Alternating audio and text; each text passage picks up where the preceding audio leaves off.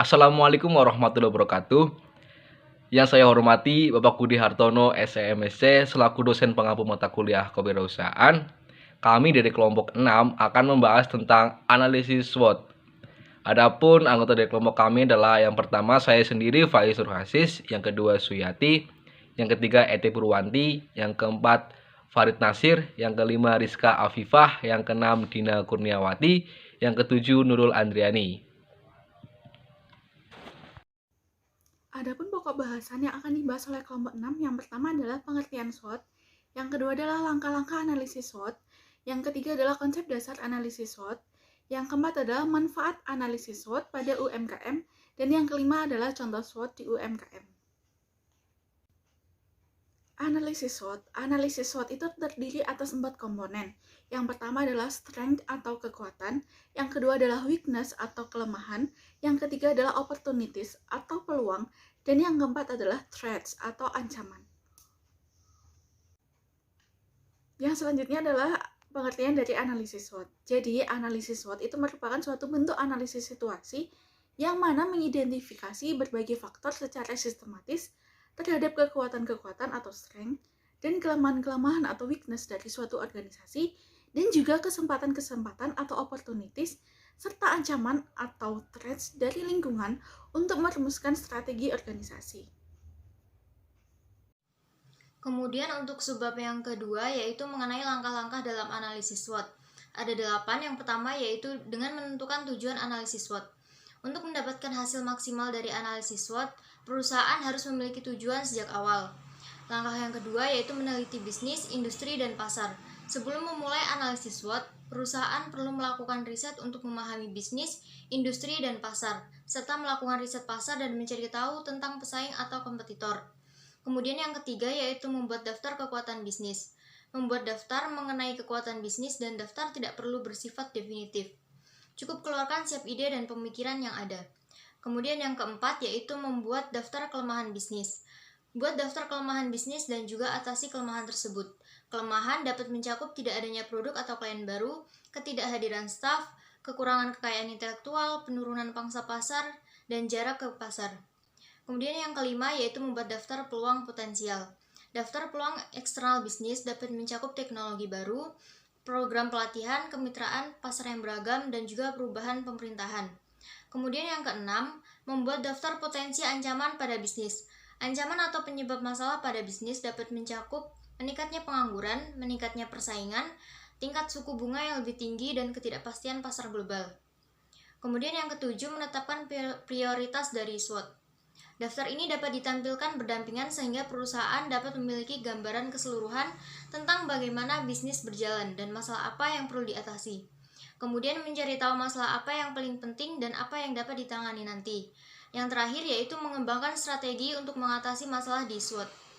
Tinjau 4 daftar prioritas perusahaan dengan menjawab pertanyaan seperti yang pertama, bagaimana kita dapat menggunakan kekuatan kita untuk memanfaatkan peluang yang teridentifikasi.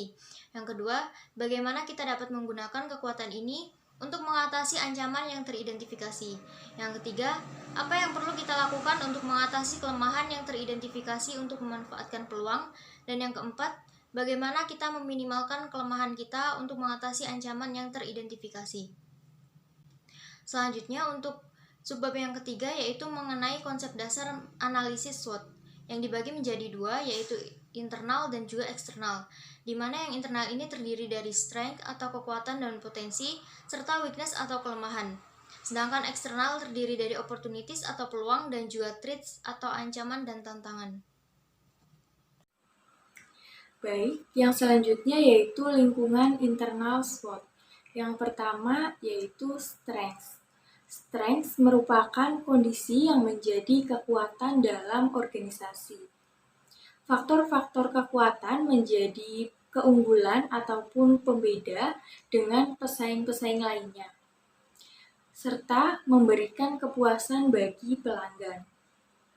Yang kedua yaitu weakness. Weakness merupakan kondisi atau segala sesuatu yang menjadi kelemahan ataupun kekurangan dalam suatu organisasi.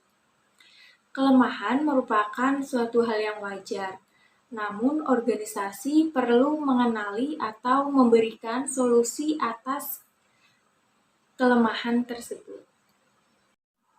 Selanjutnya yaitu lingkungan eksternal. Yang pertama ada opportunities.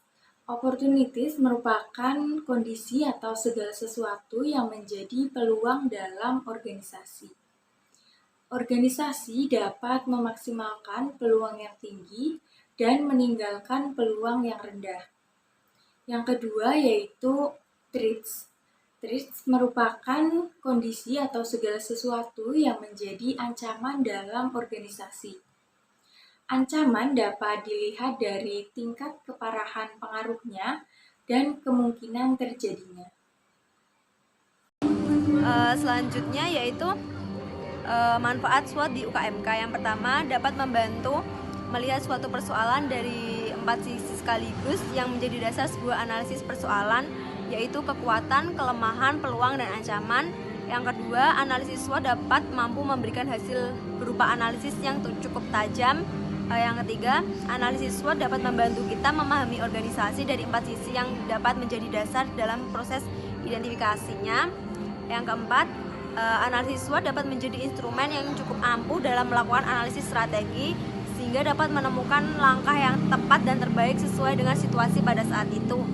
Dan yang terakhir, analisis SWOT dapat digunakan untuk membantu organisasi meminimalisasi kelemahan yang ada serta menekan munculnya dampak ancaman yang mungkin akan timbul. Baik, selanjutnya contoh SWOT di UMKM. Dampak pandemi COVID-19 dirasakan pada perekonomian sektor usaha mikro, kecil, dan menengah atau UMKM. Salah satunya adalah Home Industri Klepon milik Bu Andri di Kota Baru Diroejo, Gresik. Usaha ini sudah berdiri sejak tahun 2014. Seiring berjalannya waktu, jajanan modern dengan penjualan dan promosi yang baik membuat persaingan pasar semakin ketat. Jajanan pasar seperti klepon mulai sepi, peminatnya terlebih dengan adanya pandemi COVID-19 seperti saat ini. Analisis SWOT diperlukan untuk mengetahui keadaan yang terjadi pada usaha klepon milik Ibu Andri. Yang selanjutnya yaitu hasil analisis SWOT dari studi kasus di atas. Yang pertama, strength atau kekuatan, memiliki sedikit pesaing usaha karena tidak semua orang mampu dan telaten untuk membuat jajanan pasar. Yang kedua yaitu weakness atau kelemahan, penjualan dari klepon dengan membuka stand sehingga pembeli hanya berasal dari masyarakat sekitar saja.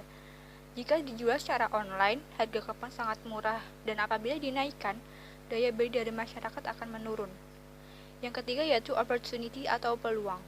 Peluang dari penjualan klepon terbilang kecil. Hal ini dikarenakan minat dari masyarakat untuk membeli jajanan pasar sudah menurun diakibatkan oleh era globalisasi saat ini di mana jajanan dari berbagai negara yang mulai dibuat usahanya di Indonesia. Yang keempat yaitu threats atau ancaman. Maraknya jajanan pasar modern, pandemi COVID-19 dan daya beli masyarakat yang terus menurun dapat mengancam usaha ini. Demikian presentasi dari kelompok kami, kurang lebihnya mohon maaf. Terima kasih. Wassalamualaikum warahmatullahi wabarakatuh.